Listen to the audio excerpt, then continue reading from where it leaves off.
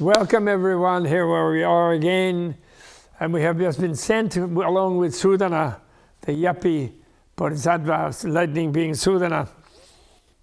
We have been sent by the night goddess Sarvavriksha Prapulana Sukha Sambhasa, which actually is an amazing, it has a Dzogchen component, it has a Kalachakra Shambhala component, because the story she told of how she got started to becoming a night goddess, it was in a world that was in a Kali Yuga age, an age of decay and degeneration, of horrible violence and horrible confusion and everybody doing the wrong thing and making it worse and worse. They're caught in a vicious cycle where a great king, mythical great imperial king, came out and turned it around by becoming the complete connection of giving,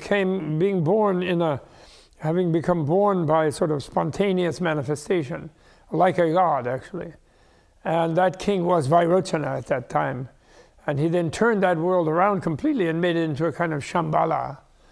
And Shakyamuni Buddha sort of is not doing that, seems to have not done that, but he proposed doing it actually. He proposed doing it by teaching the Kalachakra Tantra during his time, while he was teaching the Prajnaparamita Sutra. At the same time, in another place, he taught the Kalachakra Tantra in a magical space to a magical people in the Northland, somewhere in a magical country in the Northland, to create this turnaround, at least temporary, 1800 years long they say, although I don't really know the status of that number. But anyway, to make a turnaround of this seemingly Kali Yuga world into a world of like a Pure Land, like a mandala world, like a world where beings can really work their way upward toward enlightenment, toward divinity and enlightenment. Not going too far upward to divinity, but using the human plane maybe, or the desire realm, divine plane, to become Buddhas, and not getting lost in the form realm, deity realms, which is where it's a little bit harder to get to be Buddhas, because you're so close to it in a way. The nearness to it as a form realm deity, the nearness to Buddhahood makes you too complacent, and then it slows you down. And actually probably you have to return to the desire realm or the human realm to really get there, I think is the message. And then Sudana went, so now we're going to someone in the vows and prayers. Now this word pranidhana is very difficult to translate. It's the eighth transcendent practice of the Bodhisattva, transcendent virtue of the Bodhisattvas is the transcendence of vows, but it can also be translated as prayers. Tibetans translate as man lam, a path of wishing. But when a prayer is really intense, it becomes a vow. And I want to see that the case. I'm going to make that. It's like where the individual who makes the prayer. So in a way, prayer in the connotation, with its connotations within a monotheistic social system where the individual being cannot presume to make the world good, because one's waiting on God to do it. So you're only praying for God to do it. It can't really become vow in the same sense. The vow in the Buddhist sense, where although there are these really powerful beings trying to help, and they're everywhere in every atom, and in fact, the more we're aware of their presence, the more inspired we are to try to learn from them and be like them and become like them, and the more capable of doing so we are. But nevertheless, they never claim they can do it for us. We are free to not do it or do it. And so then the prayer does actually become a vow. So I think in the Buddhist context, pranidhana, which even in Sanskrit might mean prayer in a monotheistic setting in ancient Indian religion, and it's not that monotheistic and are utterly useless.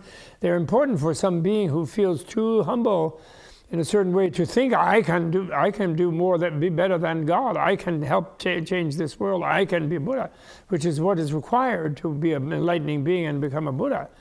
It has a boldness to it. It has a daring to it. It has a strong sense of self. Actually, ironically, a selfless self, of course. In other words, selfless in the sense of utterly changeable into whatever it could be, but still changeable into the best possible thing you could be, which would be a being that would be there for all other beings with optimal ability and power and energy, short of dominating them and just making them into mere reflexes of yourself, which you can't do. and which is the nature of life, which is so amazing, is that there's no one thing that dominates all the other things. That's the thing. You say love, but except love, but love is when it's the energy that doesn't want to dominate. It just wants the happiness of the other, wants to give. So that's the difference. That's really cool. But then those who feel too humble for that, then they do need the idea that there's someone powerful enough to do it, so that at least they can have an inkling of it being done. And that makes them have a prayer towards it and wish to work toward it and help out the being, you know, in a sense. Understand what the being wants it to do and follow the virtues and so forth. So that's very important for the being who is at that level. And then when they are at that level and they get nearer and nearer and nearer to who they imagine to be omnipotent, the omnipotent one always says, well, I help those who help themselves. Which throws them back on finding their own courage and finding their own vigor and finding their own boldness and bravery and heroism, sheroism. Okay? Okay, so then now we're going to talk to that one, and then apparently this is the higher transcendence, which is of making those vows and vowing, and it's in the vow that the energy comes to do it, to preserve, keep the vow. So therefore, never take a vow beyond what you think you can do. That's really key Buddhist insight and instruction. Because if you take vows all the time and when you really underlyingly don't think it's really realistic, then you break it, and then you lose respect for yourself, actually. So only make a vow when you're really going to do it. And once you do it, really hold yourself to it. Then I went to the night goddess of Jagat Rakshara Pranidhana Virya Prabha. Really. And I love the Jagat. We don't say creature or creatures, because that means somebody else created them. We say goers. That means they are moving along, or they have some degree of their own momentum. So it's definitely a free will way of referring to all beings, all goers. And in a way, ironically, in this world, in the current Kali Yuga version of America, all migrants. Because everyone's migrating all the time. So we are a nation of immigrants. It's wonderful. And every nation is a nation of immigrants. So then he went there and saw her sitting in that same assembly on a seat of jewels reflecting the abodes of all beings. Her body was covered with a net of jewels reflecting the principles of the cosmos. Her body showed reflections of all moons, suns, stars, and planets. She appeared to sentient beings according to their mentalities. She manifested her own body in forms like those of all beings. Her body manifested infinitely various appearances. Her body manifested the principles of the states of all modes of being. Her body appeared to be present everywhere. Her body appeared to sentient beings everywhere, to mature them. Her body appeared to all beings, pervading everywhere with various projections proclaiming the truth. Her body descended from the sky to meet the needs of beings at all times. Her body was bowing at the feet of all Buddhas. Her body was leading all sentient beings on accumulating roots of goodness.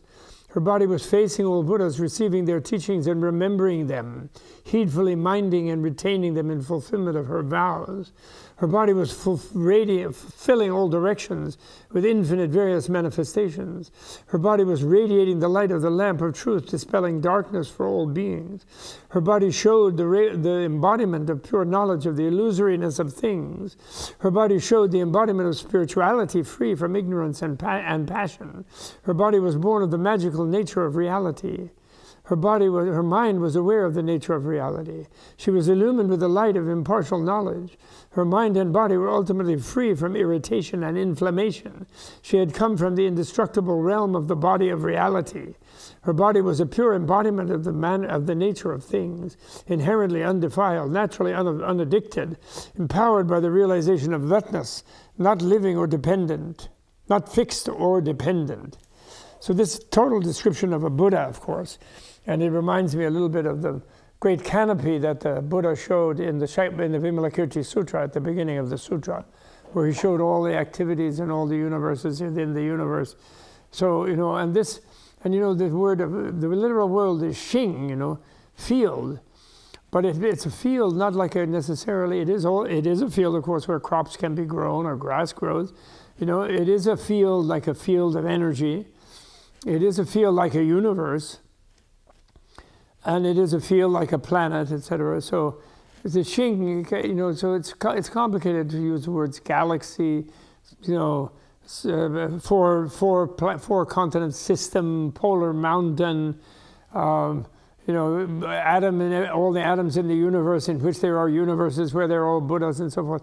So these cosmological terms become mixed up with Sanskrit and English. But believe me, they are completely aware of the thing from all directions and aware of the multiplicity of the infinite number of planets with humanoid beings.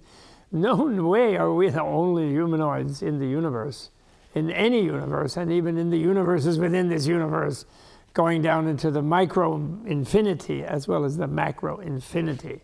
So just get over all of that and realize that no amount of calculation will give you control to make it all good.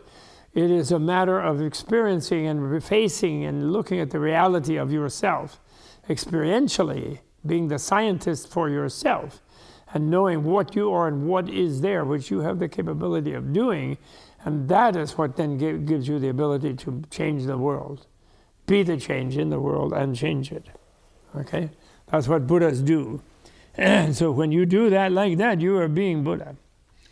Sudana, seeing her, bowed his head, remembering as many ways of seeing her as atoms in a Buddha-land. He prostrated himself on the ground for a long time. Finally rising from the ground in a reverential attitude, Sudana gazed at the body of the night goddess. And as he did so, he attained 10 purities of thought, whereby he gained communality with all spiritual friends. So here Sudana is looking at a Buddha, you see, which we are doing when we read this, when we are graced with the reading of this sutra. Our imagination looks at her, which is looking at a Buddha.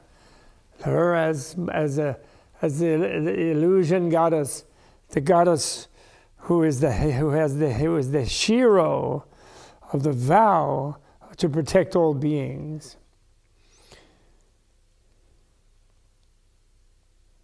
He prostrated himself for a long time because he felt he was in the Dharmakaya, in the body of reality, in the body, and also in the body of emanation, and the body of beatitude and blissfulness. Finally, rising from the ground in a reverential attitude, Sudana gazed at the body of the night goddess, and as he did so, he attained 10 purities of thought, whereby he gained communality with all spiritual friends, spiritual benefactors. What were those 10?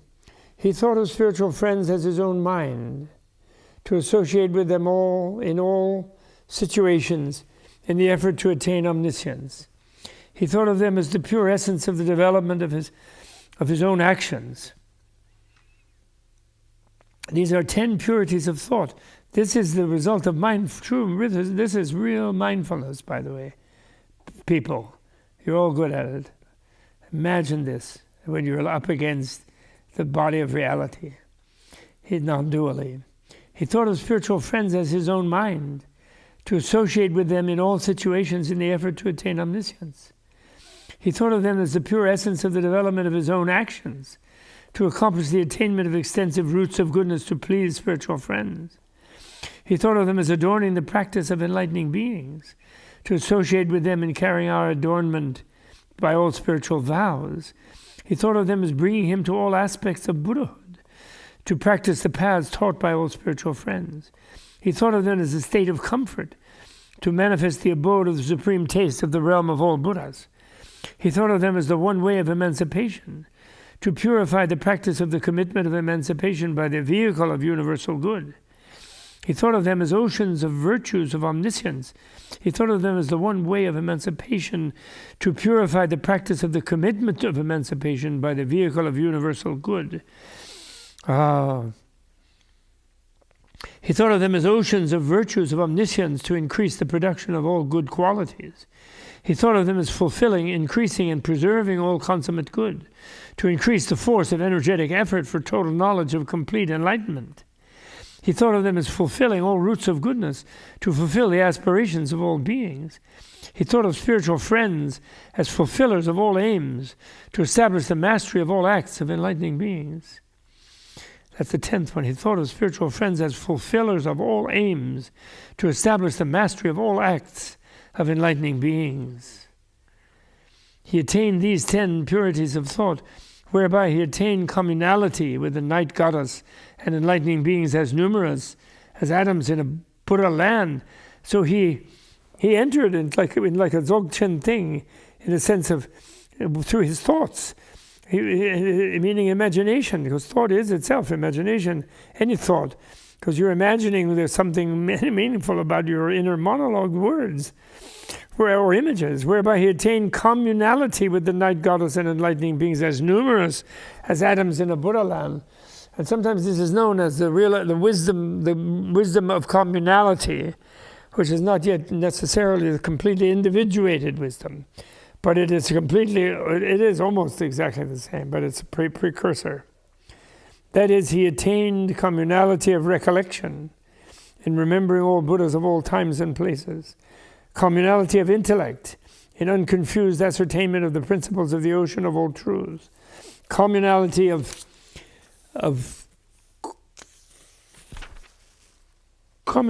course in familiarity with the principles of clear distinction, following the courses of the teachings of all Buddhas. So in one course he found all courses. So it's his final course, you could say. But yet it contains all the others, so it can also do all the others in that way. It doesn't end them. Communality of and also for others. Communality of enlightenment, so as to realize the ocean of all principles of all times by space-like awareness. Communality of enlightenment, so as to realize the ocean of all principles of all times by space-like awareness. So that's space-like equipoised samadhi on thusness. Communality of purity of faculties, so as to realize the knowledge of the ocean of faculties of all enlightening beings. And so instead of that thusness being just all by himself, that thusness is also found in the minds of all other beings. It's how that inner doorway of entering clear light by sort of compressing away out of all kinds of other individuated things suddenly opens into being everyone. Communality of mental purity, so as to accomplish the path of adornment, achieving the virtues of the path of enlightening beings, adorned by the protection and care of living beings in all ways. Communality of sphere, so as to attain the scope of the sphere of knowledge of those who have arrived at thusness. Communality of following principles, so as to gain the light of the path of entry into the ocean of principles of complete omniscience. Communality of comprehension of meaning, so as to attain comprehension of knowledge of the nature of all things. Communality of spiritual abode, so as to shatter the mountains of all obstructions. Communality of purity of the physical body, so as to attain physical purity resplendent with the marks and embellishments of great men, of greatness, great beings, not men, women, men, anyone, appearing to sentient beings variously according to their dispositions. That's like a Buddha emanation body, that is. Communality of power, so as to increase focus on omniscience, in which all powers of enlightening beings are consummated. Communality and expertise in all spiritual methods, so as to make the mind clear of space. Communality of energy, clear as space, Communality of art, really, that is also, where is that?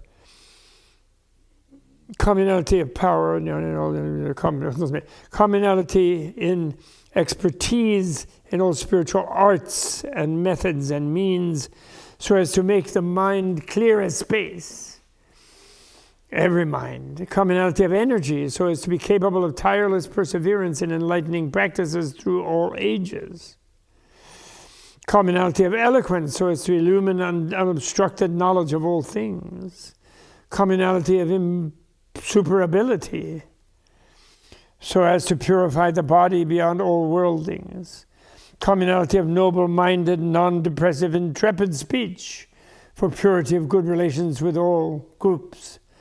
communality of voice for enunciation of all truths, communality of purity of articulation in respect to the myriad principles of conventions of expression of the languages of all beings, communality of purity of virtue in respect to purities of accomplishment of virtues taught by the Buddhas, communality of harmonizing with the tradition of principles and actions of Buddhas for purity of consequences of blameless action, communality of devotion to truth so as to turn the wheels of teaching of all Buddhas who appear in the world, communality of religious practice so as to dwell in the knowledge of the realm of all Buddhas, communality of great kindness so as to pervade the ocean of all beings in every moment with the various aspects of kindness, communality of entry into the ocean of great compassion so as to rain teachings for the salvation of all beings, communality of entry into the ocean of great compassion so as to rain teachings for the salvation of all beings,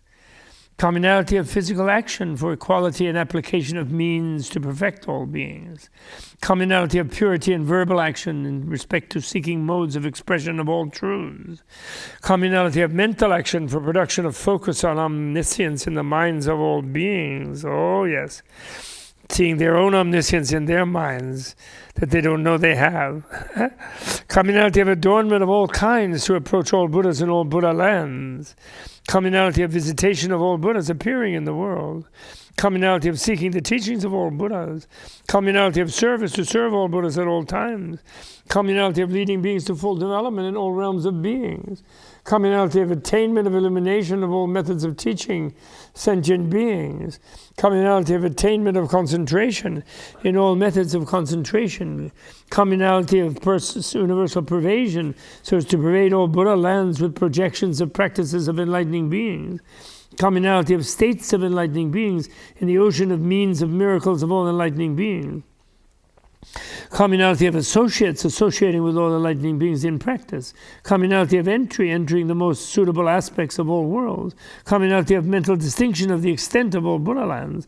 Communality of differences in approach according to differences in entering the ocean of all Buddha verses. Communality of thorough penetration of the entire range of reason in representations of the endless knowledge of differentiations of all Buddha lands. Communality of emergence in all Buddha lands. Communality of non-regression, never to regress in penetrating and comprehending all realms. Communality of dispelling darkness so as to illumine the sphere of knowledge of all Buddhas, awakening at the sight of enlightenment. Communality of arrival in the oceans of audiences of all Buddhas. Communality of pervasion of the network of all Buddha verses in efforts to serve the Buddhas in untold Buddha verses. Communality of direct knowledge of the connections of all principles of the teaching. Communality of application and undertaking all principles of the teaching in order. Communality, that's communality of application and undertaking all the principles of the teaching in order. Communality of seeking to purify intensive seeking for truth. Communality of purity and accumulating the adornments of enlightened virtues of physical, verbal, and mental action. Communality of goodness of mind to purify the sphere of knowledge of all things and the sphere of mind without evil thoughts. Communality of vigor in efforts to fulfill the undertaking of collection of all roots of goodness. Communality of arrays of practices in accomplishment of all enlightening practices. Communality of unhindered state in understanding the characteristics of all things. Communality of skill and means in mystical displays of the knowledge of each spiritual state. Communality of purification of senses and assumptions of suitable appearances according to the mentalities of sentient beings.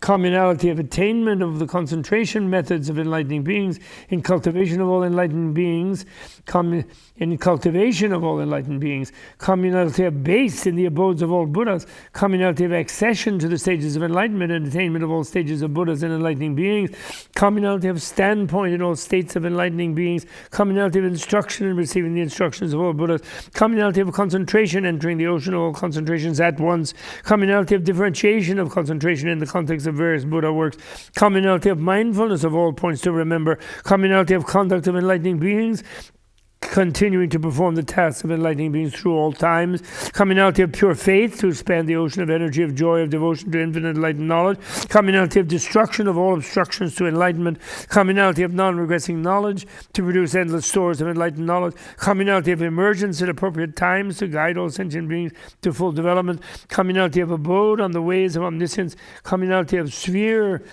entering the sphere of the majesty of the ocean of of the magic, coming out of sphere, entering the sphere of the majesty of the design of the cosmos. Oh, coming out of sphere, entering the sphere of the majesty of the design of the cosmos, coming out of designed by compassion of all Buddhas, not creation of it, but the redesign of it.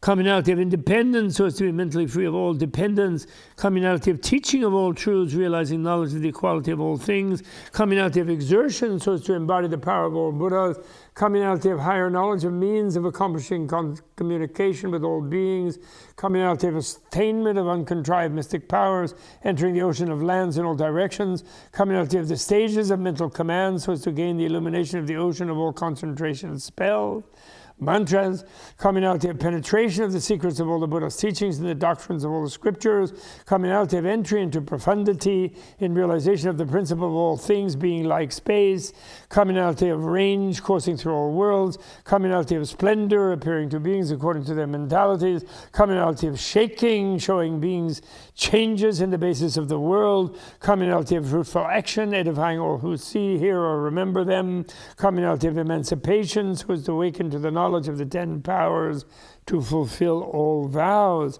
Thus did Sudana, by attainment of 10 purities of thought, while gazing at the night goddess, gain communality with the night goddess in as many such ways as atoms in a Buddha verse.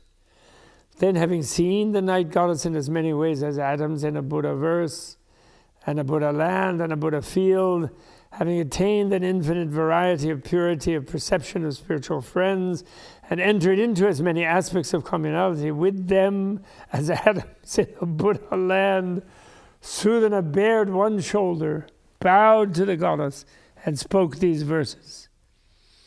As the power in my own mind, my will for enlightenment is firm and unbending. As in your mind, O goddess, so in mine, this determination now spontaneously arises. All evils are cleared away, and resplendent good is developed. From witnessing your beauty, endless goodness is born in me. My mind is adorned with myriad virtues, each to the benefit of living beings. Adorned thereby, I carry on practice in all lands for all time. You have taught me the communication of all teachings to aid me, for my benefit thinking to assist me. You present supreme spiritual instruction. You have blocked the path to woe and calamity and shown the way to felicity. You have shown the way to omniscience, followed by all enlightened ones. I think of you as a vehicle of emancipation, incomparable, rare, like space, undefiled, infinite. Pure is the door to omniscience. I think of you as pure, immeasurable, mine of omniscience, ocean of virtues vast as the sky, arise in my mind every moment. Guide me by the transcendent ways and nourish me with inconceivable virtues, fully developed by pure virtues. Before long I will gain the turban of omniscience. I always think of spiritual friends as fulfillers of the path of omniscience. Therefore I think by serving them all good can be quickly developed. All advantages come from that and achievement of good qualities. Having honored this infinite group, I will tell the world of the path of all knowledge. You are my mentor of measureless virtue, my guide on the way of omniscience. Even in countless millions of aeons, I could never thank you enough, O sage. This reminds me totally of Dr. Nita's wonderful saying, the great Dzogchen, also a teacher as well as physician, that the only real reason for guru devotion is gratitude. There's nothing like slavish whatever, not at all. It's really only gratitude. The real good only comes from gratitude. And so, it comes from his communality of all of her attainment. He achieved a communality. So then he says, first of all, the determination now spontaneously arises, as in your mind. So he's grateful because she bestows her attainment on him and gives him equality, but he's only able to assume that equality as communality in a way. Yet it is the same, but he's sort of also aware that it isn't quite the same. So it's the same and not the same at the same time. And being not the same is the same as the same. Sort of. And yet he can still be not the same because he can develop, it can be even more. You know, where then he's more focused. He becomes a spiritual friend of all going beings, all other beings. Anyway, I'm sorry, but it's just wonderful. Having spoken these verses, so then I said to the night goddess, oh, you have shown me the sphere of this inconceivable enlightening liberation, but tell me, what is this liberation called? How long did you set out for supreme perfect enlightenment? How long ago did you set out for supreme perfect enlightenment? When will you realize supreme perfect enlightenment? Oh, because Fiona has come out, he thinks she doesn't have it. The goddess replied, this liberation is called made of roots of goodness, made of roots of goodness, fostering the development of all beings. Imbued with this liberation, that's why we dedicate merit at the end of doing any good thing. That dedication means the root of goodness we are giving to the development of all beings. So it can never be lost, even if we go bad. We've given away whatever good we did, that's the thing. Imbued with this liberation, realizing the equality of the essence of all things, comprehending the nature of all things, going to refuge in the independent state, passing away from all worlds, comprehending the differentiation in forms of things, yet realize the nature of things is without difference, without variation or distinction in appearance, not blue, yellow, red, or white. I manifest different bodies of many appearances, of varying appearance, of non-varying, undifferentiated appearance, neither colored nor colorless, of many appearances, infinite appearances, pure appearances, appearing to emanate all sorts of supernal manifestations, appearing to be visible everywhere, appearing to be the same as all beings, transcendent appearance manifest to all beings, appearance of light reflected everywhere, non-offensive appearance beautified with the marks and embellishments of greatness, appearance resplendent with that Buddha body, resplendent appearance, greatness, appearance resplendent with impeccable behavior, appearance manifesting the exertion of great power, appearance of unapproachable profundity, appearance unsurpassed in all worlds, appearance varying from moment to moment, appearance manifesting multitudes of different forms, appearance of various physical forms, appearance manifesting infinite miraculous displays, appearance as an eloquent speaker, appearance of all beautiful forms, appearance adapted to the development of all beings, appearance of consummate good manifest to those who are teachable according to their mentalities, appearance reflected everywhere without destruction, pure, untainted, serene, radiant appearance, healthy, beautiful appearance of indestructible body, appearance of cultivation of inconceivable spiritual methods, superlative appearance overwhelming all, appearance without darkness or obscurity, appearance dispelling all darkness, appearance imbued with all good qualities, appearance of an ocean of virtues of a great soul, appearance attained by honoring the worthy in the past, appearance of supreme vastness of a mind, clear as the sky, appearance revealing an ocean of indestructible and inexhaustible virtues, appearance free from all worldly attachments, appearance freely pervading everywhere,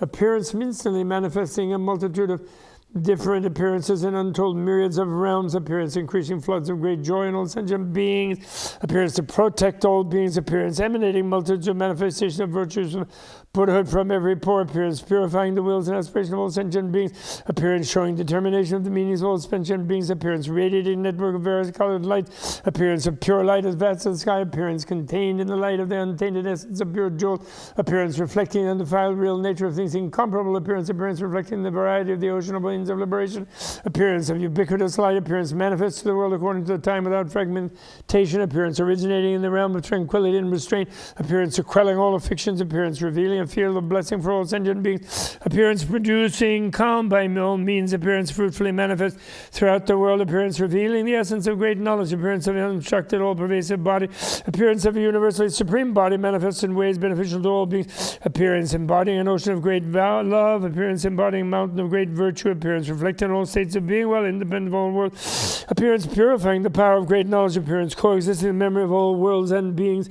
appearance of lights of all jewels, appearance showing the matrix of the source of light, appearance corresponding to the faith of all beings, appearance actualizing expression of all knowledge, appearance with laughing eyes, cheering the world, appearance of light of the finest arrays of all jewels, appearance without grasping yet not turning away from sentient beings and fixed and involved, appearance manifesting mystical powers, appearance showing all kinds of miracles, appearance of revealing the roots of goodness of the enlightened empirical, impeccable appearance arising from the ocean of principles of all realms of reality, appearance as reflections going to the assemblies of all Buddhists, appearance in preparing all kinds of forms, appearance from good actions, appearance adapted to guide those to be taught, appearance that all beings never tire of seeing, appearance radiating multicolored lights, appearance showing the ocean of forms of past, present, and future, appearance radiating lights of all colors, inexpressible appearance showing a variety of meanings in halos of light, atoms in untold Buddha-Lands in each appearance transcending all worlds, appearance manifesting as many suns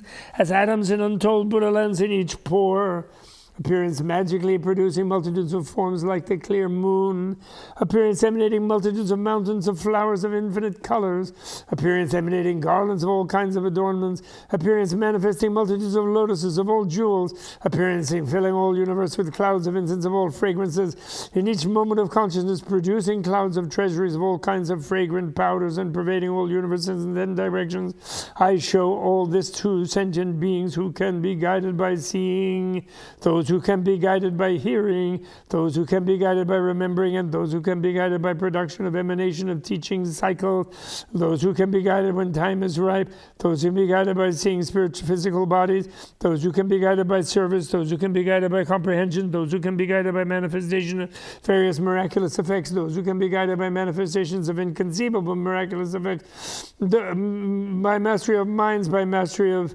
timing, by mastery of prevention of evil deeds, by mastery of promotion of good deeds, by mastery of accomplishment of past great vows, by mastery of momentum toward omniscience, by mastery of the means of attainment of the immense miracles of the liberation of enlightening beings, by mastery of the source of power of great compassion, accomplishing the salvation of all beings, by mastery of the will, producing the purity of the ocean of the great love, empowered by the enlightened.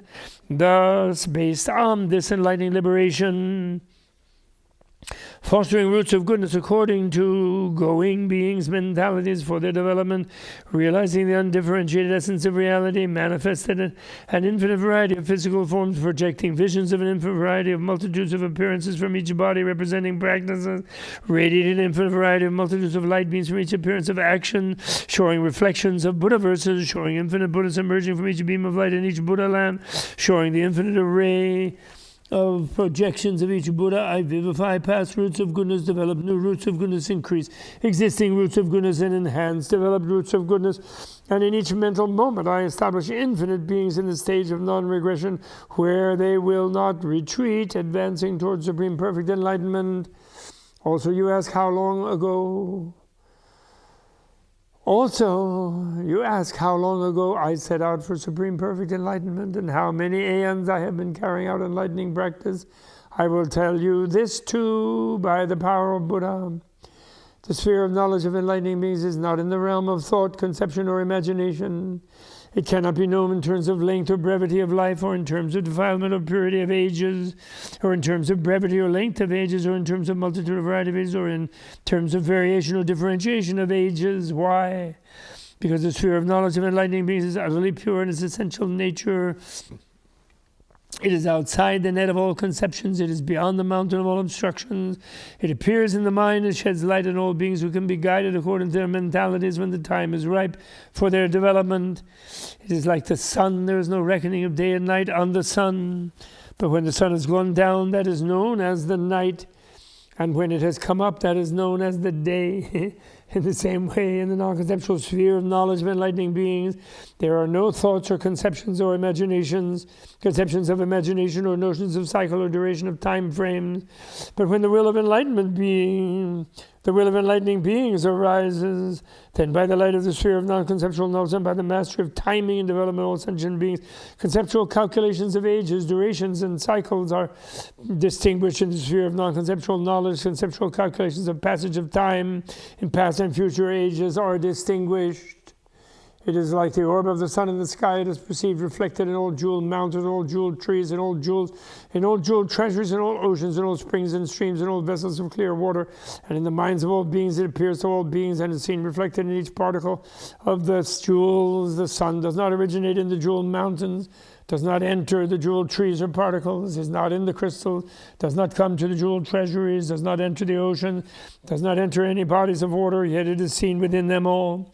In the same way, a great enlightening being leaving the ocean of existence, risen into the sky of the reality realm of the enlightened, dwelling in the realm of the sky of the essence of things, abiding in the sky of peace, is seen in all realms of existence in forms similar to all sentient beings for the development and civilization of sentient beings. Yet the enlightening being is not stained by the ills of the mundane world, is not burnt by the suffering of death and birth, does not live by concepts and imaginations, and has no notions of length or brevity of the age. Why? The enlightening being is ultimately beyond all errors and mistaken conceptions, thoughts, and views, sees with accurate knowledge of all worlds as dreamlike.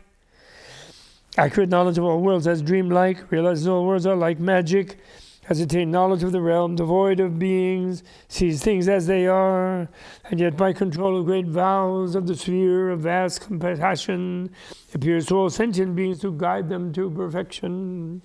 Just as a boatman is always at work on the river, so to ferry people over, never ceasing all his life, never dwelling on the near shore or the farther shore, and not remaining in midstream either. In the same way, the enlightening being undertakes to save sentient beings from the current of the mundane world by the power of the boat of the transcendent ways. The enlightening being does not fear the near shore, does not think of the farther shore as safety, and yet is always engaged in ferrying sentient beings over. Though the enlightening being enters the variety of ages by persisting in enlightening practice through all ages beyond measure, yet the enlightening being does not carry on enlightening practice within notions of passages and lengths of ages. Just as space, extensive as the cosmos, is without discrimination whether worlds become, decay, or disappear, is by nature pure, undefiled, neither turning back nor tiring, not long nor short, eternally supporting all lands. In the same way, the space of the will and knowledge of the enlightening being with the whirlwind of great vows never tires in keeping sentient beings from falling into all states of misery, has no fear in leading them to the paths of felicity, is not exhausted in setting them on the ways to omniscience, does not follow afflictions, is not stained by the ills of the mundane world. Just as a magically produced man has all his limbs and body parts, but lacks 10 physical elements: inhalation and exhalation, coolness and warmth, hunger and thirst, joy and sorrow. Just as a magically produced man has all his limbs and body parts, but lacks 10 physical elements, namely inhalation and exhalation, coolness and warmth, hunger and thirst, joy and sorrow, pains of birth, old age, sickness and death. In the same way, in the enlightening being, whose form is born of the magic of knowledge, whose body is one with the cosmos, who appears in all states of existence to perfect sentient beings, who lives through all ages, 10 things are not found: desire for the mundane world, rejection of life in the mundane, currying of enjoyment of objects, malevolence, desire for enjoyment, the burning of afflictions, experiences of painful feelings, fear of difficult situations, desire for existence and attachment. So they doesn't have these 10 things. They are not to be found. Desire for the mundane world, rejection of life in the mundane, neither desire for it nor rejection of life in it, currying of enjoyment of the objects, none of that, malevolence, none of that, desire for enjoyment, none of that, the burning of addictions, none of that, experiences of painful feelings, no pains, fear of difficult sensation, no fear, desire for existence, no such desire, and any kind of attachment. Those 10 things, I will tell you more by the power of the Buddha to increase the power of vows of enlightening being of the future. She is the vow transcendence. She is teaching him all the ways of developing a vow, to develop a vow to bring the world into a certain kind of fantastic state for the benefit of all beings. Requires imagining that you could, so you can make a vow for it, and therefore in words she is conveying what is ultimately inconceivable, endlessly and tirelessly and fruitfully, in order to increase the power of the vows of enlightening beings of the future. In the very remote past, there was a world called, now she's going to tell how she came to where she is. In the very remote past, although she's still back there also as well. In the very remote past, there was a world called Jewel Light. In that world was an age called Beautiful Light. In that age, 10,000 Buddhas appeared.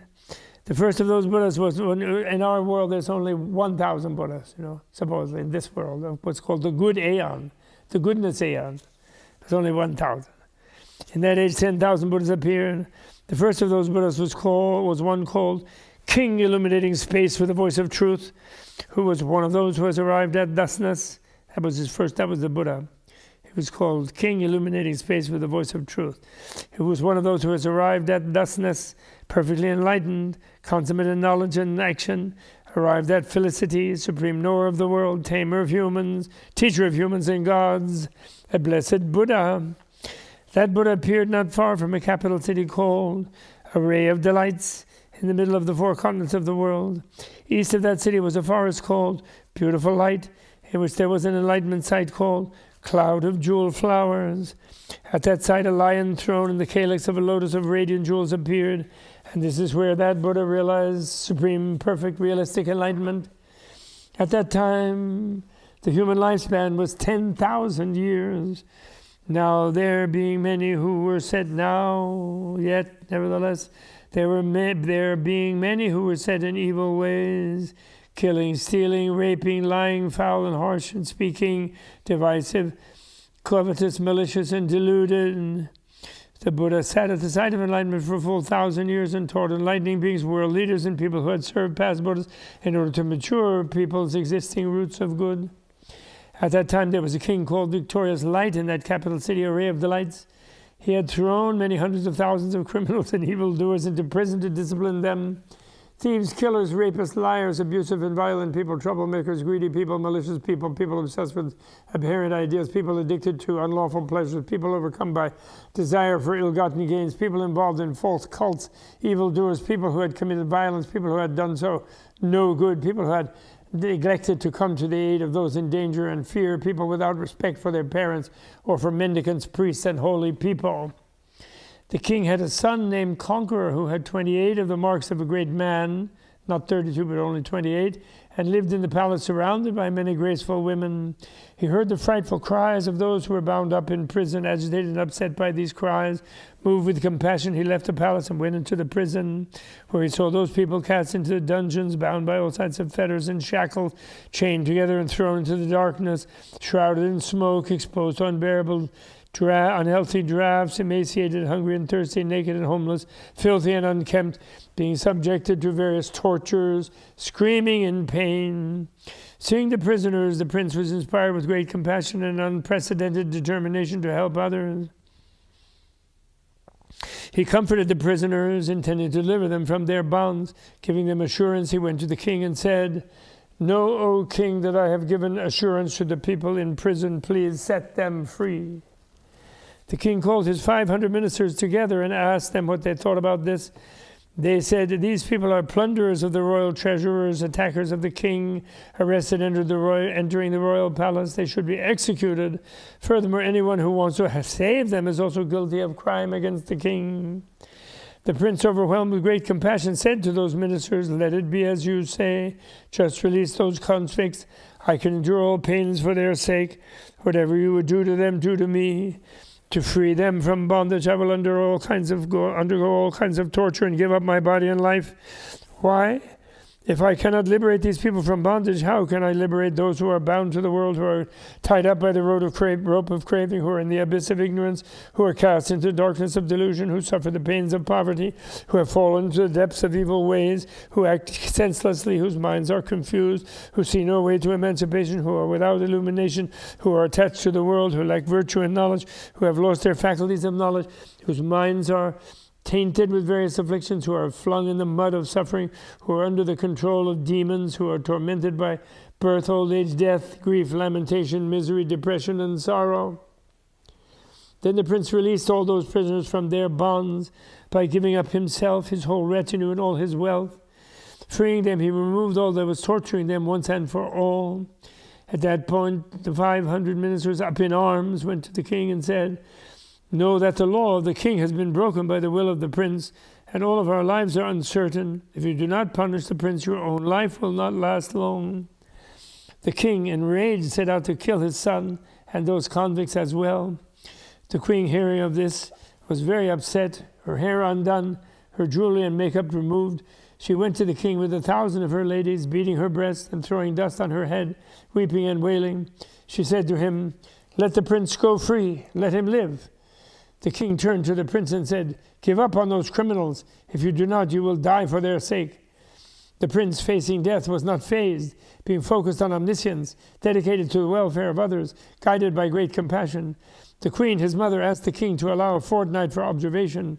Let the prince give people whatever they need for half a month, then do whatever you want with him. The king agreed to this. North of the city there was a large park called Sunlight that had been made in the past as a sacrificial ground.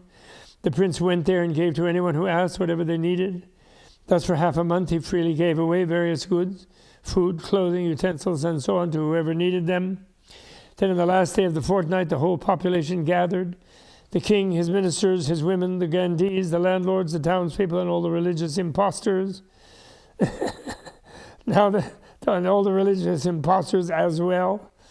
Now the Buddha king, illuminating space with the voice of truth, realizing the Buddha king illuminating space with the voice of truth, realizing it was an opportune time to teach people, went to that sacrificial ground, respectfully surrounded by celestial and spiritual beings. The crowd of people and the prince saw the Buddha coming from afar, serene, pleasant to see, senses calm, mind quiet, self-controlled, master of his faculties, tranquil as an elephant, clear as a pool of water, purified, undefiled, miraculously radiating light by the great power of a Buddha, overpowering with the mastery of a Buddha, shining with the magnificence of a Buddha, adorned with the marks and embellishments of a Buddha, pervading all world with the light of his aura, illuminating them, pervading all worlds with the light of his aura, illuminating them with rays of light, emanating orbs of light of his emanating orbs of fragrant jewel fire from every pore, causing all worlds to quake with the quaking of a Buddha land, destroying all beings' afflictions, coming forth as a Buddha, reigning multitudes of all kinds of supernal manifestations, bearing himself as a Buddha, increasing the flow of joy in all beings, conveying the power of the sight of a Buddha, seeing the Buddha thus. Everybody's mind became clear and serene. Then the prince and the people going out to meet the Buddha, their minds clear, prostrated themselves before the Buddha. Then the prince and the people going out to meet the Buddha, their minds clear, prostrated themselves before the Buddha, made offerings of many kinds and said, "Welcome, welcome, blessed one. The Buddha has turned his attention to us. The Buddha has bestowed his favor on us." Then the prince pointed out a seat of honor to the Buddha and said, "Please sit down, O blessed one. This seat has been prepared." And then as the Buddha approached the gods of purity by the power of the Buddha, changed it into a calyx of a lotus of fragrant diamonds. The Buddha sat on it, and enlightening beings sat on surrounding seats. As soon as they saw the Buddha, everyone in the assembly was relieved of addictions and obstruction and disturbance, and became fit vessels for the holy teaching. Then the Buddha, knowing that these people had become capable of receiving the teaching, gave them a systematic talk. He expounded to them a scripture called Illumination of the Multitude of Causes, including all elements of the... That's so great. Illumination of the multitude of causes, including all elements of the teaching, which he spoke in the language of all people. At that, 80 million people in that crowd attained dispassionate, pure, objective vision of things. Many millions reached the stages beyond learning. 10,000 were led to the great vehicle, introduced to the way of fulfillment of the great vows of universally good enlightening action. Thus, as the Buddha turned the wheel of teachings by the great miraculous power of Buddha, as many beings as atoms in 100,000 Buddha lands in the 10 directions came to the guidance of the great vehicle. An infinite variety of beings in the interrelated Buddha lands in the worlds of the 10 directions put an end to evil. Countless beings were established as in the way to paradise. And as for the prince, he attained this enlightening liberation made of roots of goodness, fostering the perfection of all beings according to their mentalities.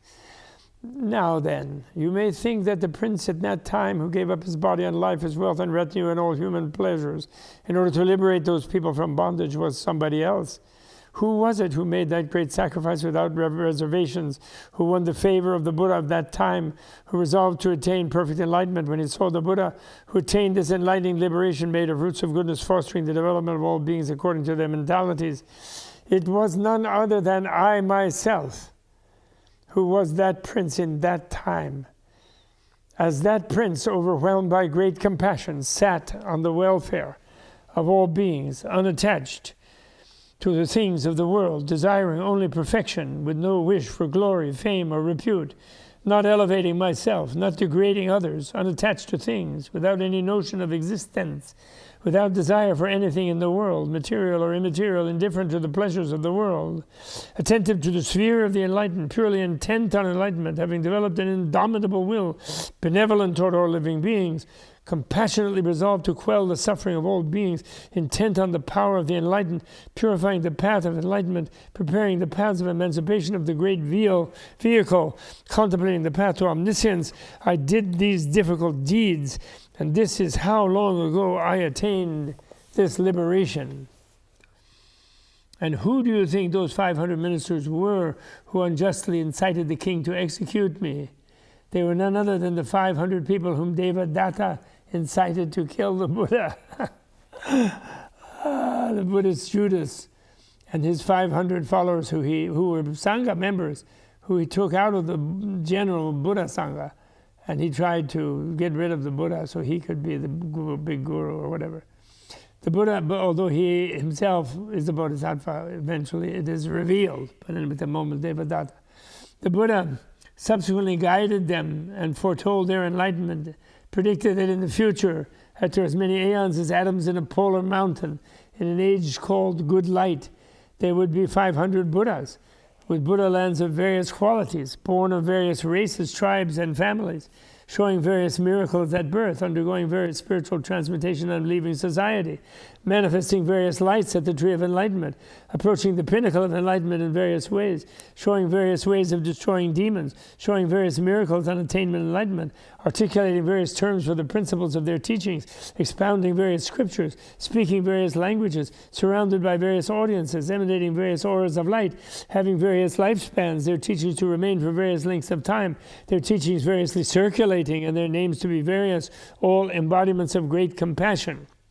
The first Buddha of the age to attain supreme enlightenment in the world, Jewel Light, would be one named Great Compassionate One. The second would be named Moon of Commitment to the welfare of all beings. The third would be Lion of Great Compassion. The fourth would be Desirous of the welfare of all beings. And the last one would be Supreme Healer. What do you think those criminals of that time were, doomed to die, whom I released from bondage by sacrificing my life? They were none other than the Buddhas of the present age.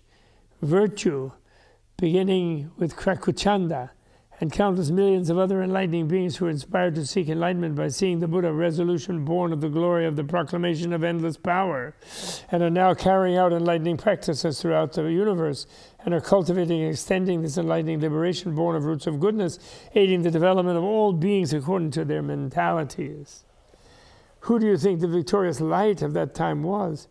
It was none other than the great debater Satyaka.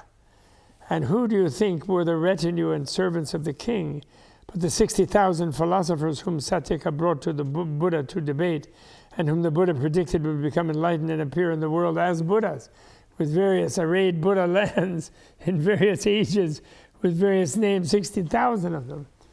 To continue, the prince, conqueror, given permission by his parents, and having released the prisoners, gave up his great wealth and family and went to the Buddha.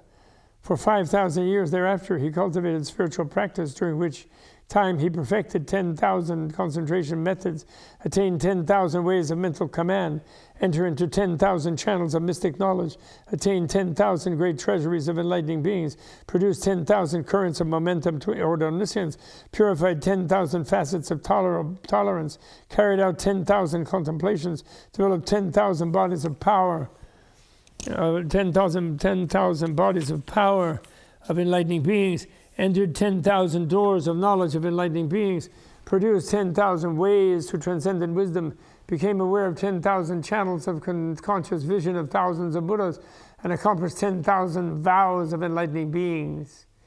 With these realizations, in each mental moment, he went to 10,000 Buddha lands in the 10 directions, And in each moment of thought, remembered 10,000 Buddhas past and future in each world. And he perceived 10,000 multitudes of emanations of those Buddhas radiating throughout the 10 directions. In each moment of thought, he saw all the beings in 10,000 Buddha lands passing away and coming to life in various states, undeveloped and developed, felicitous and miserable, of good and bad appearance, following their desire. And he understood the passing away and coming to life of these beings, as well as the revolving of their minds, the conduct of their minds, the continuity of their thoughts, the variety of their inclinations, the multitude of their faculties, the courses of their endeavors, their habits of action, and the proper timing to develop and guide them. Subsequently, the prince passed away from there and was reborn in the same city, Array of Delights, in the same royal family, and attained sovereign rulership as the king, following the demise of the Buddha king, illuminating space with the voice of truth.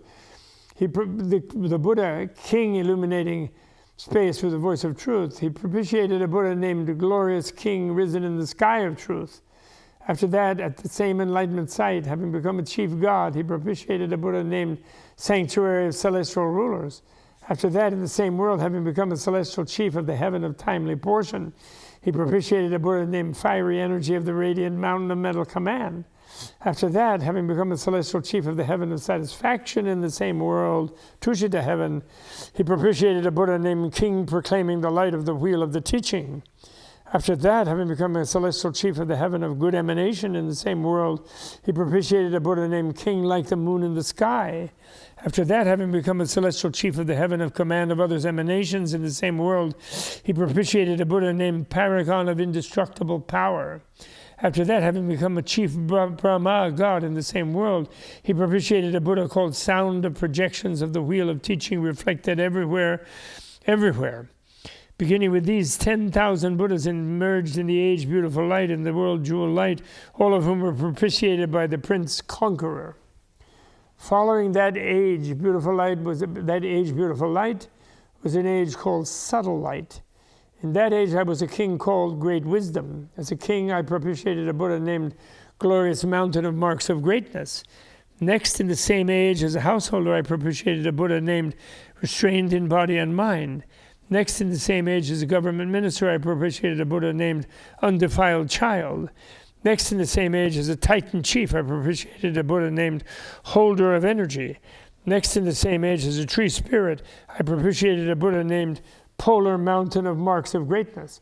Next, in the same age, as a caravan leader, human, I propitiated a Buddha named Undefiled Arms.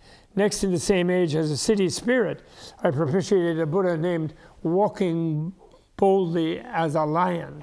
Next, in the same age, as a god of riches, I propitiated a Buddha named Crown of the Lord of Gods. Next, in the same age, as a celestial musician, I propitiated a Buddha named Spiritual Renown. Next, in the same age, as a goblin chief, I propitiated a Buddha named Crown of Light. In this way, I propitiated 60 million Buddhas in the age of subtle light. Beginning with these 10, I honored and served those Buddhas in various forms of existence. And as I went to each Buddha, I matured countless beings for supreme perfect enlightenment. And as I went to each Buddha, I attained various concentrations, various mental commands, various accomplishments, various types of specialized knowledge, various perspectives on truth, various operations of knowledge, various perceptions of the totality of realms, various awarenesses of the totality of lands, various perception of the totality of visions of Buddhas.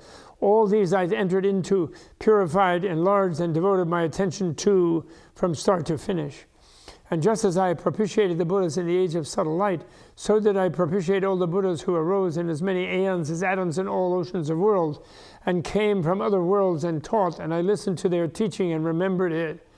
I have retained all their teachings, and from all of their those Buddhas, I got this enlightening liberation born of roots of goodness, aiding the development of all beings according to their mentalities, by various means of attainment and by various ways of liberation.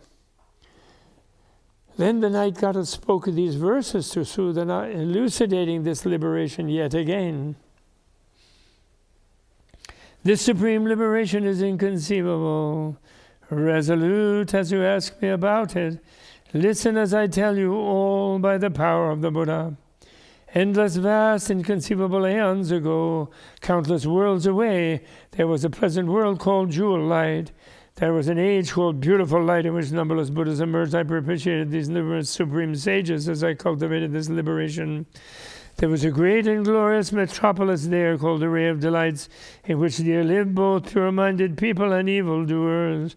The king there was virtuous Light, who ruled his people justly. His son was called Conqueror, a fine man with the marks of greatness. Thousands of offenders had been condemned to death by the king. Seeing them, the prince was seized with compassion and asked the king to release them. Hearing this, the king called his ministers and told them all about it. They all said, bowing to the king, "He's out to destroy you." Incited by the ministers, the king hastened to kill the prince. Undismayed, indifferent to his own death, the prince did not abandon the convicts. Grieved to hear the prince was condemned, the queen and the palace ladies asked the king to free the prince for a fortnight to give all kinds of girls to the people. Granted permission, gifts to the to free the prince for a fortnight to give all kinds of gifts to the people. Granted permission by the king, the prince made gifts all that was asked for, day and night for half a month, giving charity to all who came. Whatever the needy required, that he gave them, prepared for death. The whole population of the city came out, lamenting the fate of the prince. Then the Buddha at the enlightenment tree, illuminating space with the voice of truth, realizing people's faculties were ripe, went to that sacrificial ground out of compassion. Going there, the Buddha produced a miraculous display and expounded a scripture, the voice of the teaching as myriad lamps of truth. Countless people were edified, and the Buddha foretold their enlightenment. The prince, conqueror, enraptured, set out for supreme enlightenment. The prince gave the Buddha many offerings and joyfully said, "May I become a guide, savior, refuge, and resort for the people of the land." He left home to join the Buddha, seeking the path of perfect enlightenment. He spent hundreds of aeons thoroughly investigating the essence of things, pitying all the helpless ones falling into the sea of suffering. Having cultivated the path of enlightenment, he attained this liberation. All the Buddhas in that age he propitiated with pure faith. He made great offerings to them and kept their teachings in mind. After that, for aeons, numerous as atoms in an ocean of lands, he propitiated, made offerings to all the Buddhas that arose. I was the prince conqueror who, seeing Buddha people in prison, gave up my body to free them and thus attained this liberation. I cultivated it for aeons, as many as atoms in oceans of lands, expanding it moment by moment through endless, incomparable means. From all the Buddhas I saw, I gained some realization and was shown this liberation by a succession of means. From them I learned the inconceivable reality of liberation over countless aeons, imbibing all at once the multitude of teachings projected by the Buddhas when established therein. Those established therein go everywhere without attachment, instantly comprehending the countless names and groups of past, present, and future. They appear before all the multitudes of Buddhas of all times, manifesting themselves in the presence of those Buddhas as reflected images. They go everywhere and appear before all Buddhas, showering all kinds of ornaments as offerings to the Buddhas. Then they ask the myriads of Buddhas multitudes of questions and remember the infinite teachings poured forth by the Buddhas. They go to the circles of Buddhas everywhere as far as they can see, sitting on seats of many forms, manifesting various miracles. With bodies of infinite appearances, they fill all realms. By the thousands, they show an endless variety of forms, and all these forms in one. From each pore, they emanate countless multitudes of light rays and extinguish the fire of affliction of all beings by various means. In this state, emanating myriad projected bodies from each and every pore, they pervade all realms with them and guide beings with rain from the ocean of truth. This way of enlightenment with inconceivable forms is the resort of all enlightening beings. Based on this, they carry out practices in all lands for all times. Expounding the teaching according to mentalities, they remove the web of views, dwelling in ultimate felicity. They show people the stage of omniscience, with inconceivably many bodies of endless forms in all states of existence. They teach according to mentality, their forms reflections of all beings. So many and infinitely more, as inconceivably many as atoms in all lands, are the oceans of manifestations of the fearless ones when they have attained this peaceful liberation. So that's the amazing end. in Bible, what's a multitude of teaching projected by the Buddhas when established therein.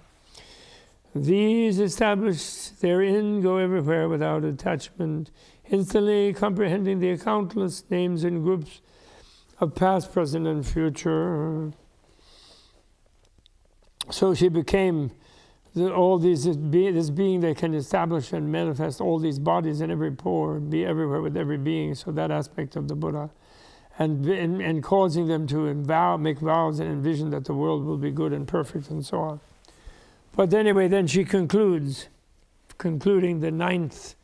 the eighth Bodhisattva transcendence of the vows, liberating vows.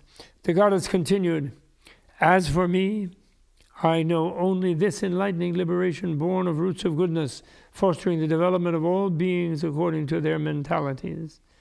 How can I know the practice or comprehend the oceans of virtues, or completely know the power of knowledge, or know the realm of thought, or understand the mastery of concentration, or recognize the vehicle of liberation of the enlightening beings who have transcended all worldly courses, who appear as reflections in all states of being, who are intent on shattering the mountain of barriers to omniscience, who know the nature and characteristics of all things, who are engaged in dispelling the darkness of all barriers caused by afflictions, who are skilled in carrying out a thorough investigation of all things, who actually realize the knowledge of selflessness, who ceaselessly develop and guide all sentient beings, who really know the principle of the non-dual reality realm, whose intellects encompass the ocean of all manners of verbal expression. In the Lumbini Grove here on Jambudvipa, there lives a goddess of the Lumbini Grove named Sutejo Mandala Rati Shri. Go ask her how enlightening beings are born in the family of Buddhas, how they become light makers for the world, and how they carry on the practice of enlightening beings forever without wearying. Then Sudana paid his respects to the night goddess Sarvajagat Raksha Pranidhana Virya Prabha and left. So we dedicate the merit of all this to all beings, to ourselves becoming Vairochanas as quickly as possible, to make all beings to get all beings access to the way and making them into, helping them and leading them to become Vairochanas themselves just equal to us. Okay, and actually that dedication is the realm of this deity, this goddess. That's a vow. A dedication is a kind of grateful vow.